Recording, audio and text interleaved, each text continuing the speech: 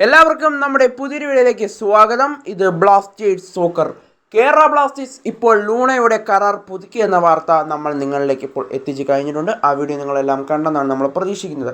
എന്നാൽ ഇപ്പോൾ കേരള ബ്ലാസ്റ്റേഴ്സ് എന്ത് സൂചനയാണ്, എന്ത് സന്ദേശമാണ് ലൂണയുടെ കരാർ പുതുക്കലിലൂടെ നമ്മെ അറിയിക്കുന്നത്?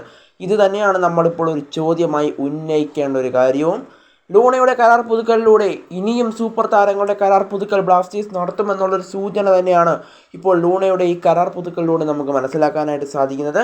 അതും ഒരു വർഷത്തെ കരാറൊന്നുമല്ല ലൂണയുമായി ബ്ലാസ്റ്റേഴ്സ് ഒപ്പുവെച്ചിരിക്കുന്നത്. 2027 വരെയുള്ള വലിയൊരു കോൺട്രാക്റ്റിലാണ് ബ്ലാസ്റ്റേഴ്സ് ഇപ്പോൾ ലൂണയുമായി കരാർ ഒപ്പുവെച്ചിരിക്കുന്നത്.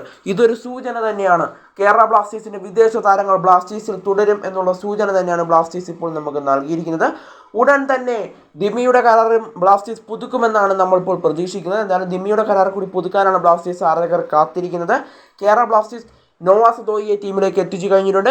അതുപോലെ തന്നെ ലൂണയുടെ കരാർ ഇപ്പോൾ പുതുക്കിയിട്ടുണ്ട്. അതുപോലെ തന്നെ ഇനി ദിമിയും കൂടി ബ്ലാസ്റ്റേഴ്സ് തുടരുകയാണെങ്കിൽ ബ്ലാസ്റ്റേഴ്സ് ആരാധകർക്ക് ആഘോഷിക്കാം.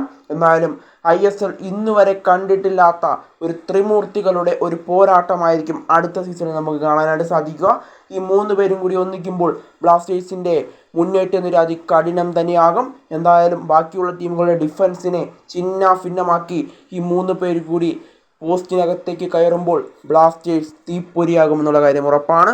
എന്തായാലും കേരള ബ്ലാസ്റ്റേഴ്സ് ഒരു സന്ദേശമാണ് ഈ ലൂണയുടെ കരാർ പുതുക്കലിലൂടെ നമ്മളെ ഇപ്പോൾ അറിയിച്ചിരിക്കുന്നത്. എന്നാൽ കൂടുതൽ താരങ്ങളുടെ കരാർ പുതുക്കലുമായി ബന്ധപ്പെട്ട വാർത്തകൾ ഉടൻ തന്നെ ബ്ലാസ്റ്റേഴ്സ് നമ്മളെ അറിയിക്കുമെന്നാണ് നമ്മളിപ്പോൾ പ്രതീക്ഷിക്കപ്പെടുന്നത്.